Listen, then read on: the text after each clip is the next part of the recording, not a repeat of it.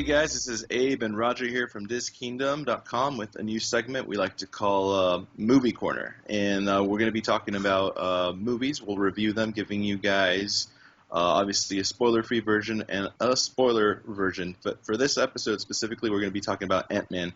And since it has been out for a little bit, this will be all spoilers. Yeah, So spoilers.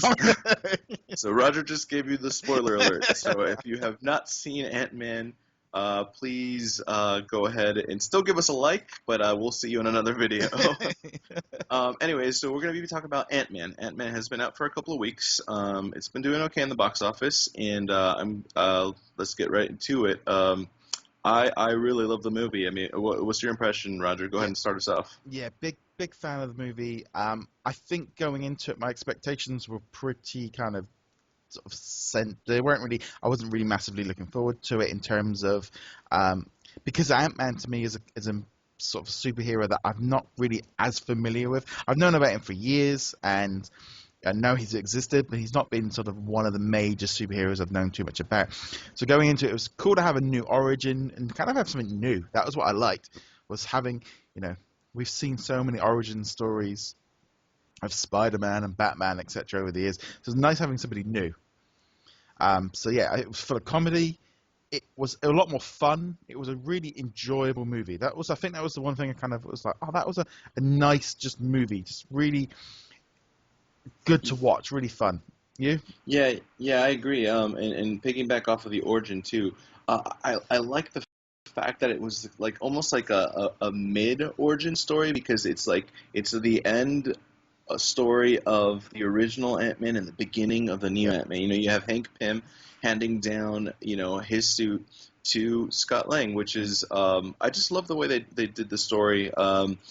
Like you said, comedy. I mean, they got a great actor, Paul Rudd, to play Ant-Man, and his comedic timing was perfect. I honestly think with him teaming up with Michael Pena too, I mean, that made the whole movie hilarious. And one of the things that impressed me, and it kind of what you were saying too, like I went into this movie with no expectations whatsoever. Like I didn't have high expectations, low expectations. I just went in there saying, hey, it's a Marvel movie, let's check it out. Yeah. What impressed me is how much I enjoyed it. Like I almost enjoyed it up to the caliber of Guardians, almost, because I love Guardians, but it was really, really good. I mean, I think the balance of the characters were great too, and then the villain, I mean, Yellow Jacket, very well portrayed.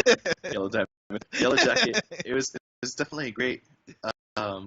Just it's like menacing, but like kind of monotone in a way before he finally gets into it. What do you think about Yellow Jacket? Yellow Jacket was one of those ones. I'm gonna be honest. It kind of fell into the kind of bit of a weaker enemy. He kind of literally. I mean, he literally put the suit wasn't even working, and suddenly the suit's on and he's in full blown battle mode. We hadn't really even seen the suit in action until the final battle, really, and that was the one thing I kind of felt of. They didn't really give him a huge kind of time to sort of see him. I mean, yeah, he killed a few things, and killing a few sheep was never a good thing, and that really put him over as a villain. But see, I was gonna say I disagree with you there, because my understanding and the way they presented it was they didn't know how to shrink a living organism. They knew how to shrink objects, and so I feel like with the video that they showed, like of the little introducing the suit, it looks like they already had tried it out when it was life size, and it was tested out, and it was perfect and it worked. However, they needed the organism to shrink small enough to actually use it. So that was the way I saw it. But I do agree with you, though. I do feel he was definitely one of the weaker villains of the movie, but I think it fit his character. I mean, he was supposed to portray the guy who was going to take over the company, and he wasn't supposed to be over the top, like controlling. He should have been like the way he played the movie, which was the unaccepted stepson. You know what I mean? That's exactly what it felt he was playing in my eyes. But also, I was going to say, because they also slightly touched on the subject that the shrinking stuff was affecting his mental state. Yes. But they didn't really. But it would have been cool if they showed him shrinking a little bit more, because I'm like, well, it's like saying, oh, he hadn't shrunk, well, and it was affecting his brain. Well, up to that point in the movie when he fought, we'd never seen him shrink, so therefore we know how did he get affected, because he'd never actually done it. I don't know if it was the exact chemical, the molecule that he invented. I think she was referring to, like, the madness that you have of dedicating time to finally Right. figuring something out. That was my interpretation of it. But speaking of which, what did you think about Evangeline Lilly playing the daughter, and obviously, since we're talking spoilers, the future Wasp? What did you think about that? I'm gonna be honest, and I wasn't really blown away. By her? Yeah, no. I mean, I've seen her in Lost and stuff like that. I kind Right. of almost think she's seen, I would say, I don't know, maybe felt a little bit too old to be doing it. I don't know. She Oh, interesting. didn't really blow me away. I I don't don't know know. how. Maybe Yeah, I think when she's on the screen like with four and stuff, she's going to be completely lost. I think I know what you mean. I think it's the look though, because I think that's the look that they were going for Wasp. I mean, we've even seen it in like the comic books, like with the short hair, and then we've seen it in Disney Yeah. Infinity, like the look. And I guess maybe you could lose her youth in that look, but I guess, I mean, they did try to make her seem like she was the one that was responsible for dethroning Hank and his company, so she should have seemed serious and older. But I do see what you're saying there. Because basically, if all you're doing is putting a bob on, and that would fit, kind of fits the part. I don't know. I think she's going to struggle as a mainstream female, like getting it like Scarlett Johansson. Haven't got that same kind of sort of feel. I guess it's because Scarlett was already in the suit, as opposed to this is the first time we see, because the whole movie you see her wanting to be the Ant-Man, so it's like finally that she's given the chance to be the Wasp, maybe we might see her come out of her shell. So who knows? Yeah. I wasn't really sort of blown away by that character. I can see that. I can totally see that. And what about Michael Douglas? I mean, was he perfect or what? I think he played the part of being an older person. It's like we were joking about the fact that I think they probably had to spend more money on the special effects of making him look younger. Oh, to make him look younger. Than Yeah. probably the whole of the Thomas the Tank Engine set. But I think it worked well. I like the fact that they kind of were integrating him with like the Avengers and Iron Man, and him not trusting Tony Stark and trying to keep it out of the Stark technologies. I liked how they kept playing into that, to kind of that rivalry between the scientists. Yeah. Yeah, I like his portrayal. I felt like he did Hank Pym justice. I mean, the older Hank Pym, I guess. And like you were mentioning the whole trust with the Starks and everything. I do love the fact that they brought back Howard Stark in the very beginning of the movie too.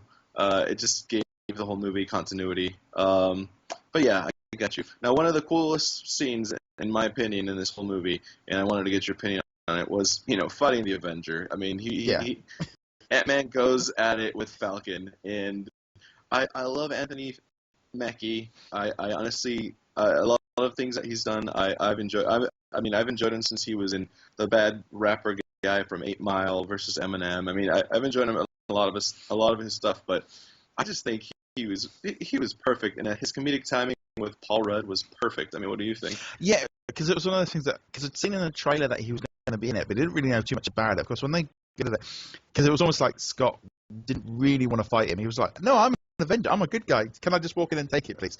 And it's like, "No, I'm not like doing it." Well, yeah, but I kind of need to do it because you didn't really want to fight him, and I think it worked. It was a good fight sequence because it kind of set up Scott kind of as an Avenger, and the fact that he beat an Avenger, on his first trial, on his first mission, it was good. But I think it was good for Falcon because I think that was the thing with the House movie. They tied it in with the universe very, very well. Yeah, I think that's absolutely. what really works for it. Yeah, absolutely. And like you said, so many things that tied it to the universe. I mean, the mentioning of Tony Stark, the mentioning of the Iron Man suit. I don't know if you actually, we'll talk about this a little bit later, but there was a little mention of a friendly neighborhood spider and also Oscorp in there. I'll talk about that in a little bit. But anyways, and the fact, one of the coolest things to reveal is that Scott Lang had to go in and steal this little device from an old warehouse, which Yeah. happens to be the Neo Avengers I know, I headquarters. love that. It's like the So, cloud just kicked in, and suddenly you're like, that's the new Avengers building. yeah, you're like, ah, like your little fanboy just freaked out when you saw that. But no, that was perfect. Okay, and I was like that at the there was beginning. I was like that at the very beginning because when this first scene opened up, I go, that's the Triskelion or whatever it's called, and then suddenly it's like, but Agent Carter, old kind of thing. It's just like that instant, just straight yeah, away. exactly. You know, Agent Carter's right there in the beginning too. Yeah, yeah, that's right. it was a straight up. This is event. You know, we're in the universe. They set it up from literally the second they were in. That was part of it. And I think that worked really well. I think it's going to work because I don't know if we're going to see another Ant-Man movie. I think he might just be part of all the big ones like Civil War and Infinity War. I don't think there will see another Ant-Man movie for. If they did, it would be another 5-6 years before they do anything. Right. Okay, so there's three more things I wanted to bring up before we went to the end of this. One of them was obviously what I just talked about, which was the little mention of superheroes that crawling on walls and swinging on webs or swinging on stuff, whatever. That was a nice little tease. I don't know if you noticed too, but during the suit demonstration video, there was a part where they assassinated a guy who closed his suitcase. Yeah. I don't know if you noticed. Some people were saying this. I haven't looked. I saw it twice and I missed it again. But apparently it says Oscorp on that. No, I suitcase didn't see that. Yeah, so that's something that that's not 100% confirmed. But let's just go ahead and focus on the Spider-Man tease. What do you think about that? I think it's perfect because if he's already in action in Civil War, because I think they can literally just turn up in London, turn up in New York, and he's fighting crime as a teenager. They don't need to do another origin story. It's perfect. Yeah. Unless they can do a kind of they can do a quick where maybe they're talking to someone, or how did you get your powers? I got bit by a radioactive spider. Yeah. That, literally, just a little brief mention. And that's it. Get on with it. We've had 5 movies. He's been around for so long. Little clips like this, because especially if he is in Civil War, because that almost felt like something they threw in after they maybe signed the deal, an extra thing they put in. I thought that was good, and of course it got everyone kind of excited about it. Well, yeah, piggyback off what you said, yeah, just that simple mention already makes it seem like Spider-Man already exists in the universe, and it just makes it perfect for his little part cameo, whatever he's going to do in Civil War. It just makes it just fluid, and it's perfect, like he's always belonged there, which is awesome. But anyways, okay, last couple things we want to bring in. These last two have to do with after the credits. There was two nice little teases. The first one we saw has to do with the Wasp. We saw during the movie they show how the original Wasp, which was Ant-Man's wife, how she passed away. But apparently, before she did, they were working on a brand new suit that so happens to be passed down to Evangeline Lilly's character, and she apparently the suit fits her perfectly because there was perfect image and everything on that suit. So it's hers. Yeah, but Ant-Man was the same. It's like, how convenient he was exactly the same size as Hank Pym 30-40 years ago. The ants measure him every day while he was sleeping or something. But so what did you think about that tease? Do you think she's gonna play a key role or a side role or something in the next movies as well? I think she's just gonna be probably in the suit at some point. We'll do kind of a Falcon where she'll just whiz in at one point and kind of help out a little bit, and just a little bit of a tease, because this is going to be the thing of, if they're heading towards Infinity Wars and stuff, you're going to have all these superheroes in place.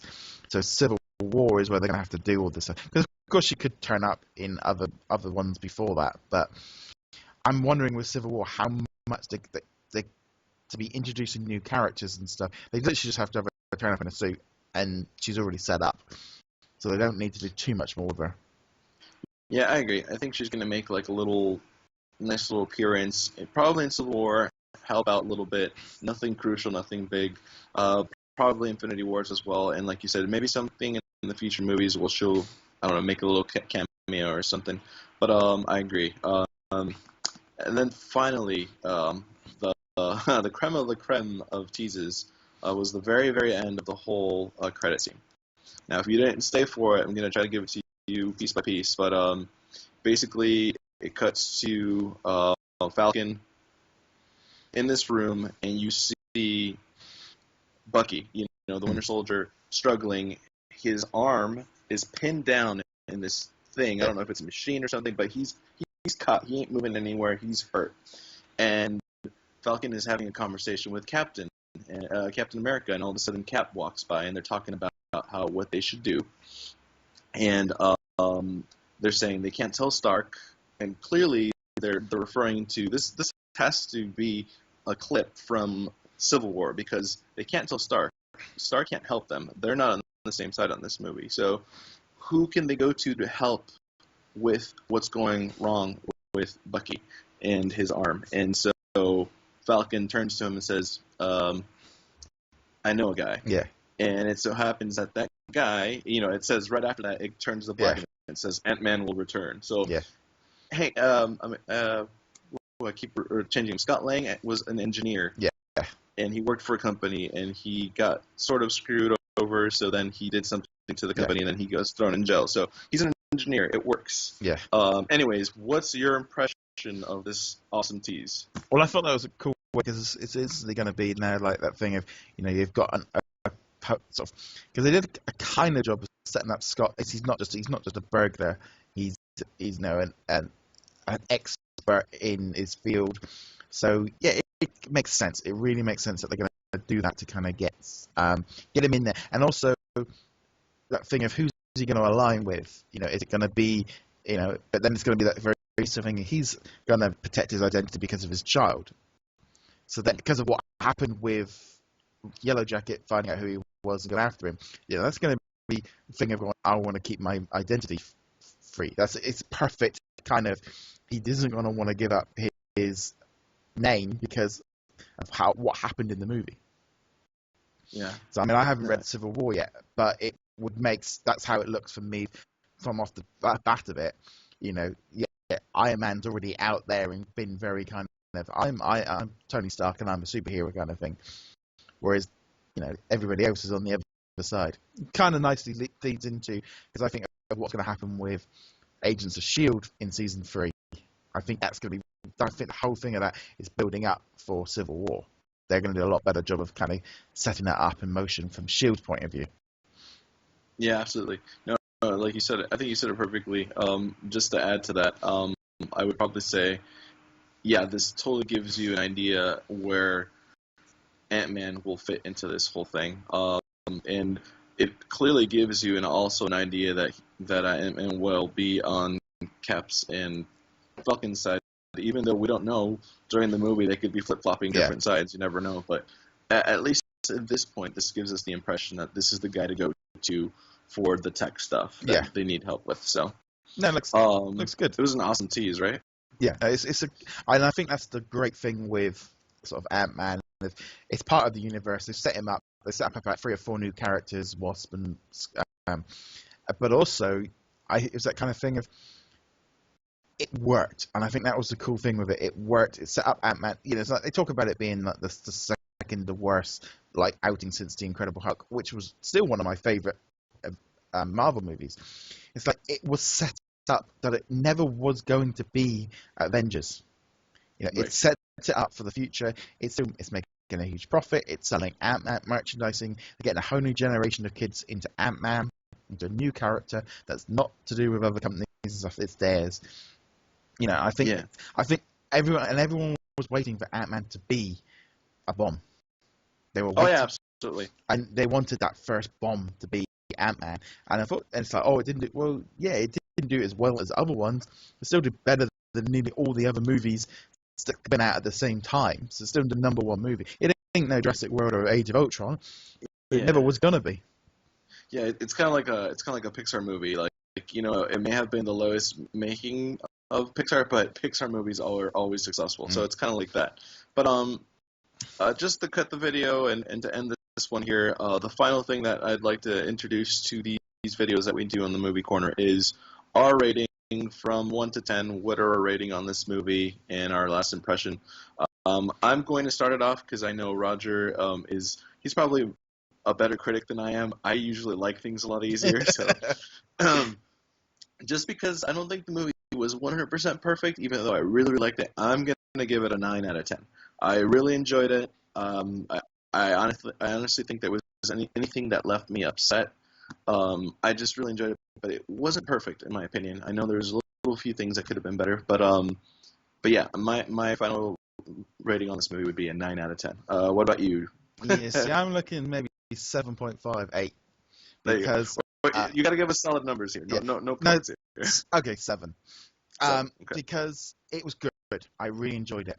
I thought it was very well done, but it wasn't as big an epic as we'd seen before. I thought the villain was a little bit weak. It was a bit too sort of Iron Man-esque of let's make an exact opposite, an exact replica of the main character, turn him evil, and literally kill him off in 5 minutes. I didn't think that worked too well. I thought it was a really good, strong movie. I'm gonna be honest, my wife kind of said it was okay. She's kind of hitting superhero fatigue, and yeah, I think this kind of thing. It's good. It's Marvel fans are gonna love it. I really enjoyed it, but is it the best? I don't know. It was good. It was really good, but it wasn't amazing in terms of I'm going to be talking about Ant-Man for the next 10 years kind of thing. Gotcha. All right. Well, my rating was a 9. Rogers was a 7. We average out at an 8. Either way, go see the movie and give it your own rating. Tell us what you thought on this video. Comment below, or also please give us a like and subscribe to the channel. And for the podcast listeners, also let us know thought. And come join us on our Facebook page, on our Instagram, Twitter, and yeah, we'll talk about movies there too. So thank you guys for listening and watching, and we shall see you guys soon. Later.